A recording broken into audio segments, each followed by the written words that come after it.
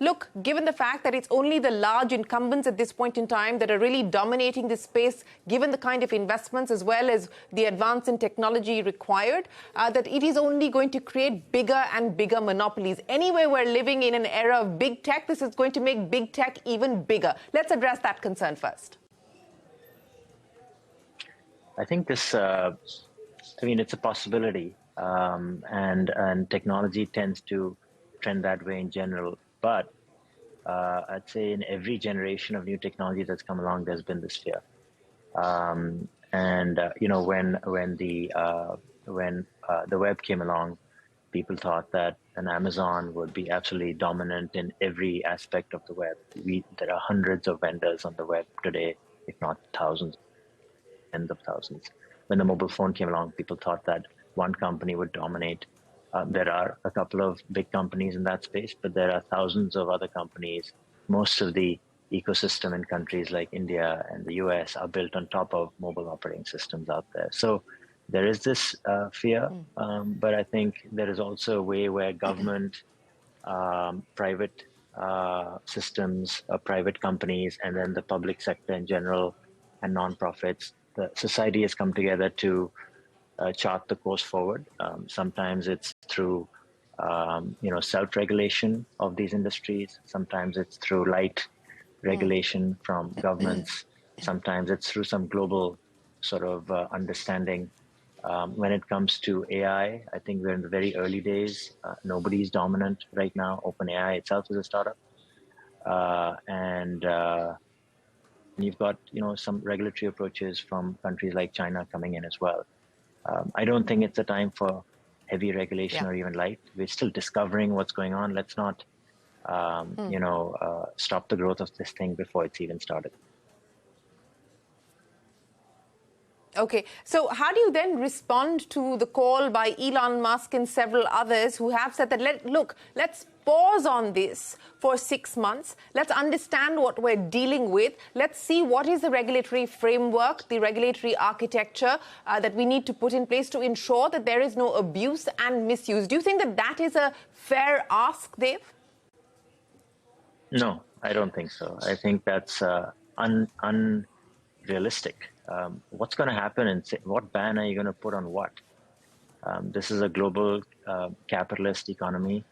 What global ban has ever worked on anything? I don't think that's possible. I think we just have to go forward respectfully and with intent to build technologies that benefit companies and consumers and governments. And we should have that conversation. It's absolutely a valid conversation. There's nothing wrong with it, but I don't think banning, helps. What happens in 6 months? Is the world going to be very different? No. What happens in a year? Bans don't work. I think we just have to have the discussion and put in some of the safeguards.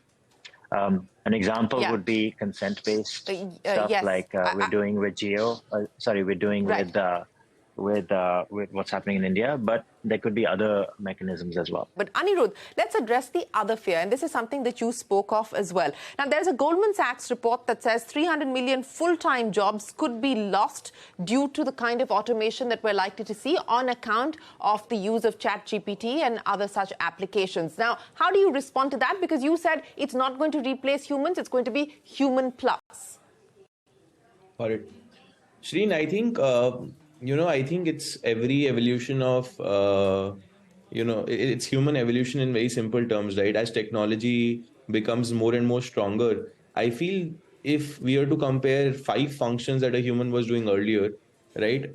Definitely technology has the means to do those, say 4 out of those 5 functions even better, which basically means it's time how humans evolve and adapt to better skill set. And I feel what data science, machine learning, AI did, especially as an education framework over the last 10 years, where we've seen over hundreds and thousands of data scientists across the world. Data science has become an educational framework on which people have upskilled. I think AI is going to become that framework, which basically means we'll see over millions of AI jobs created, which involve dealing and working with AI on a day-to-day basis. and people get smarter about its usage and acquire more skills that allow them to get better. Like, we can clearly see that in our business, creators. So the answer is not creators will get disrupted or automated. It's creators who haven't been able to leverage and use AI well will probably be disrupted, which basically means it's also an opportunity for people to get better. And that's what we're seeing across different forums, different professions, be it accounting, be it law, be it content for that matter. And I think this will usher in a new knowledge economy where AI is actually a co-pilot in every task or function there is. The hypothesis that's being put forward is that we are going to see massive productivity gains.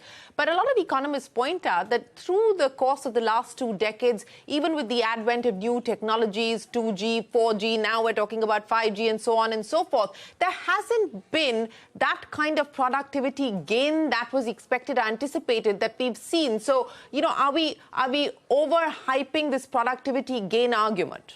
Over here, we are seeing it clearly in the usage that people are actually using it for work-related use cases, and people are getting real direct benefits in their day-to-day lives.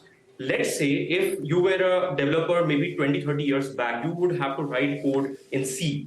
Today, developers are writing it in Python. Like, Python is one of the most popular language. 5 to 10 years down the line, there's a good chance that we would be writing code in natural language. Just think about it. There are so many tools currently out there who are, automating SQL and letting people write SQL queries in natural language. It's a massive productivity gain. Just think about it. Currently, there are 30 million developers. What if, using natural language, we can train 1 billion developers? That is something which is possible out of this new technology. And if you see, maybe in the short horizon, we are not seeing productivity gains using 2G, 4G, and these other stuff, right? But if we see using computers what we have been able to achieve, or using internet what we have been able to achieve, this kind of a shift which we are seeing through right now is an equivalent shift with respect to internet and with respect to computer. It's not something which is gimmicky or which is just a hype, because when you see actual usage, when you see a developer using natural language to write code, that is as real as it gets. What's happening in India within this ecosystem? What does the AI portfolio for Lightspeed look like? And what are the unexplored niches, Dev, that you potentially see headroom for significant growth? Yeah, Lightspeed's portfolio, we've been investing in AI for the last 10 years. It's not a new thing. It's been on a gradual ramp, and I think we're seeing a very public, consumer-oriented sort of reaction now with ChatGPT. But we've got investments in 3 broad areas, and I think the ecosystem breaks down the LLMs. Companies like OpenAI, we've already talked about those. The second basic applications, Pepper and Merlin, those in the market. We've Circle that help consumer